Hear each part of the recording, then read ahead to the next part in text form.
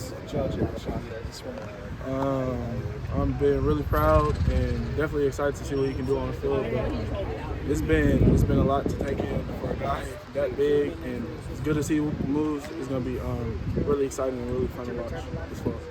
How much does that maybe change things, or feel like it changes things on this defensive line to have someone that big? Like I said, we're just excited to see what he does in the fall. He's been coping with the guys very well, so yeah, we're really excited. How has the unit as a whole kind of progressed since the start of spring, 3 weeks into it? I always say slow and steady wins the race, but we've been getting there, and I think we've been coming along pretty fun. What went into your number change? I've always been inspired by the legends to come to this school, Reggie Bush and Carson Palmer. I touched on this a couple weeks ago, but I always wanted a single-digit number, and I was 98 obviously last year, so I just dropped a 9, came to 8. For you, what's the most important part of the improvement you're going to show this spring going into Sunday? Yeah, most definitely. I just want to be a great leader, role model for the younger guys. It was hard for me coming up in their position, so I just want to show them what to do. Things like that. Any of those younger guys who have really kind of shown out to you over the course of the spring? I think they're all doing a pretty good job, so I can't really single one guy out. Coach mentioned that this defensive line group kind of has a chip on their shoulder. They want to come out and show something. Do you get a sense of that in the locker room with the guys that you guys really want to come and show out and show what you're capable of? The defensive line, you said?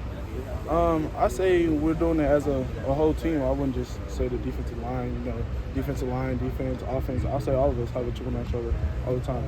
There's a noticeable and significant difference in the size of the defensive line this year. How do you see that paying dividends early in spring? But how do you see it in the defense and how effective you guys are going to be against the offense? I wouldn't really talk about scheme that much, but I would say we could definitely be more effective in the line game, for sure.